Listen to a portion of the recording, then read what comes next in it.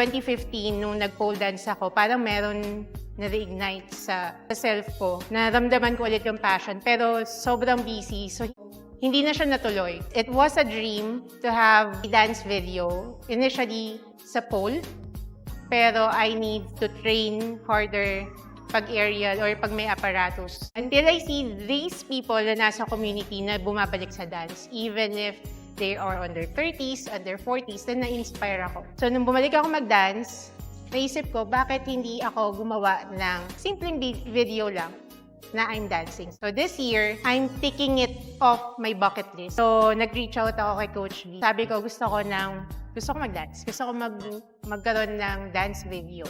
This is a dream come true.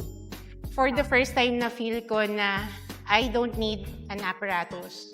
I don't need a perfect piece.